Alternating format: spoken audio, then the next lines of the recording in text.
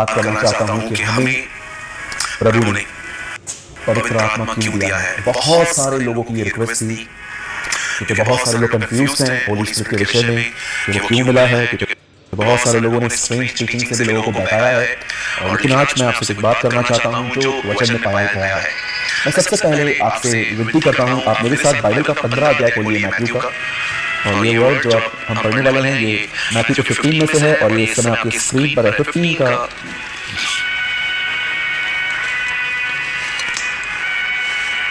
11। जो मुंह में जाता है वो मनुष्य को अशुद्ध नहीं करता, पर जो मुंह से निकलता है वही मनुष्य को अशुद्ध करता है। आप जानते होंगे कि जीसस बीमारों को चंगा करे, दुष्ट आत्माओं को निकाले, कोड़ियों को शुद्ध करे, ये सारी सेवकाइयां करते करते वो अपनी सेवकाई में एक यूनिक चीज करता था और वो ये था, वो परंपराओं को तोड़ता था।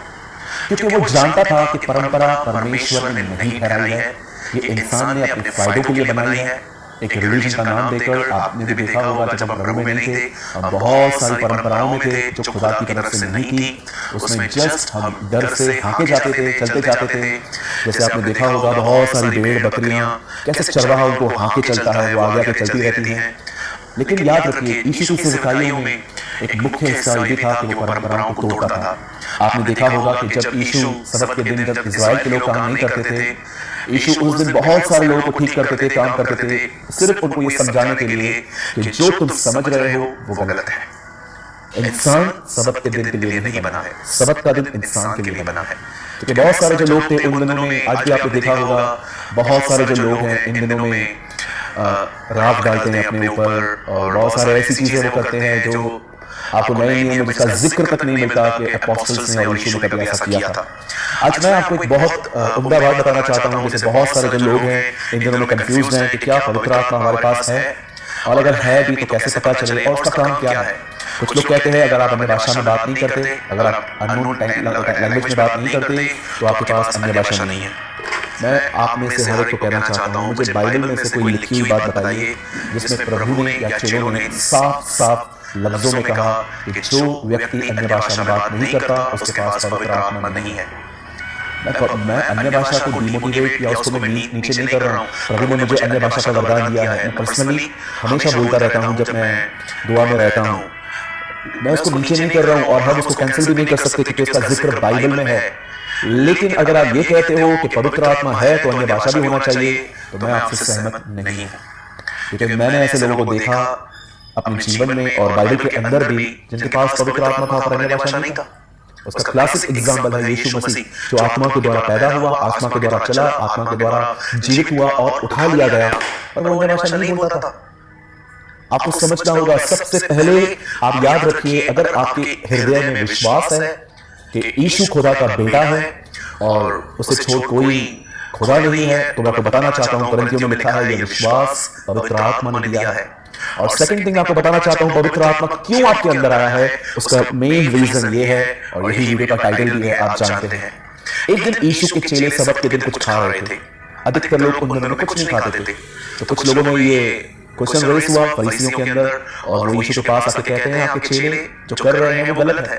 और यीशु ने उनको एक उदाहरण दिया कि इंसान जो कुछ खाता है वो उसे कभी अशुद्ध नहीं कर सकता, लेकिन इंसान के भीतर से जो बाहर आता है शब्दों में और मन में वही उसे अशुद्ध करता है। क्योंकि जो मन में भरा है वो मुंह पे आता है और उसी के बारे में सोचते रहते हैं। आपको मैं बताना चाहता हूं, जब हम पैदा हुए तो हमारे बाप दादाओं का स्वभाव हमारे ब्लड में था। आप देखिए, आपने बहुत बार ये बातें सुनी होंगी कि ये बाप पे गया है, ये माँ पे गई है, ये इस पे गया है, वो उस पे गया है, क्योंकि हम उनका डीएनए है।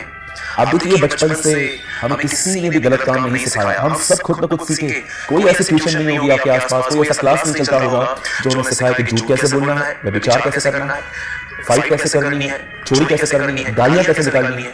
ये कोई भी बच्चा ये सब बातें ट्यूशन पे जाके नहीं सीखता, ये वो ऑटोमेटिकली करता है क्योंकि इसके ब्लड में है।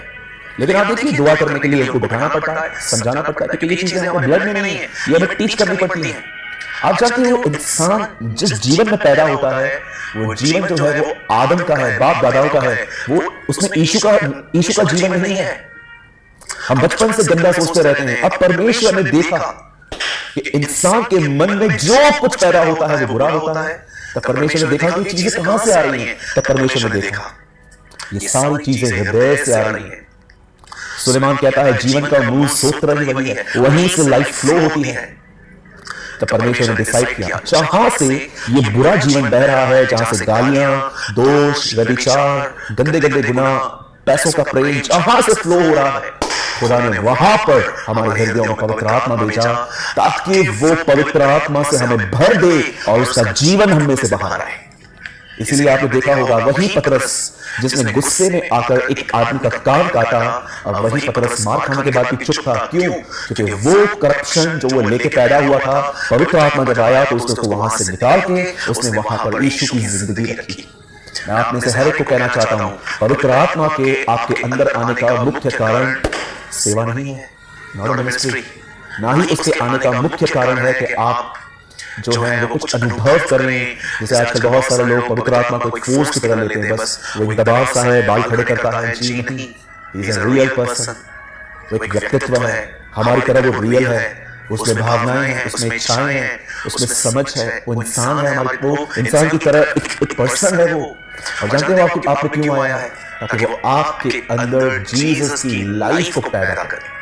हम वैसे बन पाएं जैसे यीशु था, हम वैसे देखें जैसे यीशु देखता था, हम वैसे बात करें जैसे हमारा प्रभु करता था, हम वैसे सोचें, क्योंकि बाइबल बताती है उसी ने तुम में अपना मन उत्पन्न कर दिया है।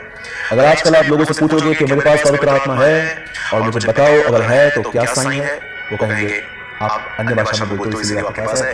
लेकिन याद रखिए, मैं आपको बताना चाहता हूं, अगर सिन करने के बाद आपके अंदर पछतावा आता है, एक होते हैं जिन्होंने अपने विवेक को खत्म कर दिया है, कोई भी काम करेंगे, कोई भी गंदा काम करेंगे, उन्हें कॉन्शियस बॉदर तक नहीं करता, क्योंकि जब उनका कॉन्शियस पवित्र आत्मा कुछ बोलता था तो उन्होंने इसको इतना इग्नोर करके साइड में रख दिया है कि उसने उनको बोलना ही बंद कर दिया है। लेकिन एक ऐसे होते हैं जो बड़े परमेश्वर के साथ चलने वाले लोग होते हैं। याद रखिए, अगर पाप होने के बाद आपके अंदर पश्चाताप करना आपको मन कर रहा है, this is the fruit of the Holi spirit. पवित्र आत्मा का मुख्य काम है ये जीवन जो यीशु ने कहा जो मनुष्य से निकलता है वो उसे अशुद्ध करता है, उस जीवन को निकाल कर अपना जीवन, यीशु का जीवन आप में रखना, ताकि हम अनुभव कर पाए। मेरे भाइयों, मेरी बहनों, मैं आप में से हर एक को कहना चाहता हूं, इस अध्याय को आराम से पढ़िए,